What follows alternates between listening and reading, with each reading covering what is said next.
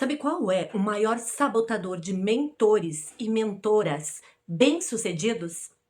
Não é a falta de conhecimento. Também não é a falta de experiência.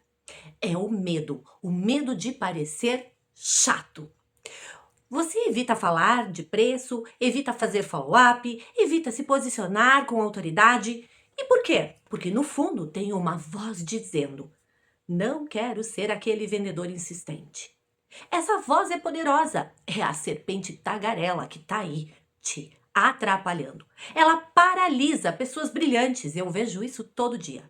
Mentores com 20, 30 anos de experiência que travam na hora de falar de valor, que mandam proposta e rezam para que o cliente não pergunte nada. E sabe qual é a ironia? Quanto mais você tenta não ser chato, mais você se torna. Porque você simplesmente enrola, justifica demais, fala demais e o cliente sente isso. O cliente sente sempre. E eu já vi mentores incríveis perderem clientes de 5, 8, 10 mil reais porque tinham medo de perguntar: você quer seguir comigo? O problema nunca foi o preço, o problema nunca foi o cliente. O problema é que ninguém te ensinou a vender de um jeito que parece natural. Hoje eu vou te mostrar esse caminho. Não é script pronto, não é técnica de pressão, é o método que transforma venda em serviço, onde o cliente sai agradecendo pela conversa que teve com você. Um amigo meu, mentor, ele tem 55 anos, 3 livros publicados, referência nacional na área dele. Me confessou algo na verdade, que partiu meu coração. E ele disse: Andréia, eu prefiro perder um cliente a ter que falar de dinheiro, porque toda vez que eu falo de preço, eu me sinto muito mal. Muito mal? Um homem com 30 anos de experiência, 3 livros publicados, se sente mal por cobrar pelo conhecimento que já salvou centenas de carreiras. Foi aí que eu entendi. O maior inimigo da venda não é o não do cliente, mas é a sua relação quebrada com o dinheiro, com o seu próprio valor. Porque vender não é convencer, também não é persuadir. Vender é uma coisa só, é servir. E servir com tanta convicção que o dinheiro vira consequência, não um objetivo. A pergunta que muda tudo é esta: e se eu acreditasse de verdade que meu conhecimento pode transformar a vida dessa pessoa, como eu abordaria essa conversa? Primeiro passo: trocar a palavra. Pare de dizer vender. Comece a dizer servir, e servir ainda com estrutura, com organização.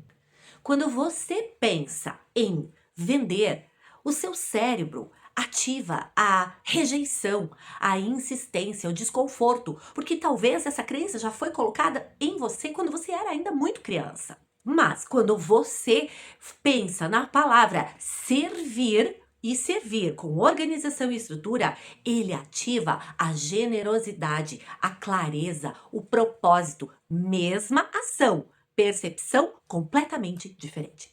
A mentora que eu acompanhei, aquela mesma que eu falei para vocês no outro vídeo, que cobrava R$ 500 por 8 encontros, quando mudou essa chave mental, a voz dela mudou, a postura mudou, os clientes pararam de questionar preço, porque ela parou de pedir, ela simplesmente começou a oferecer. Segundo passo: aprenda a usar o silêncio. Sim, o silêncio é o teu melhor amigo. E esse é o erro mais comum que eu vejo todo dia.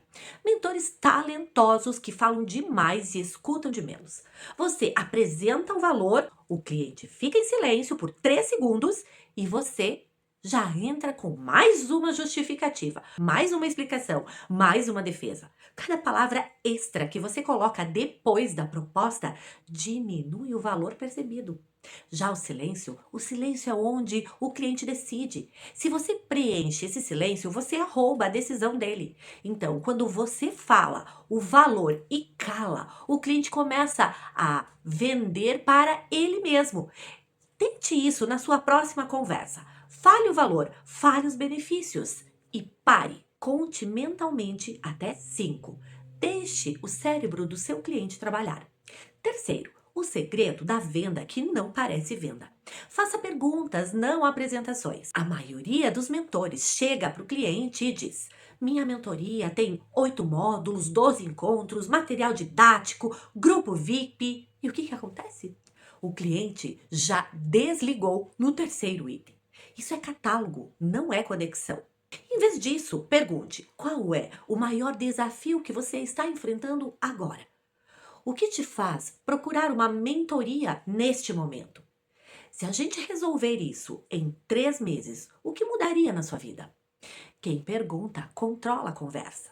Quem pergunta gera confiança.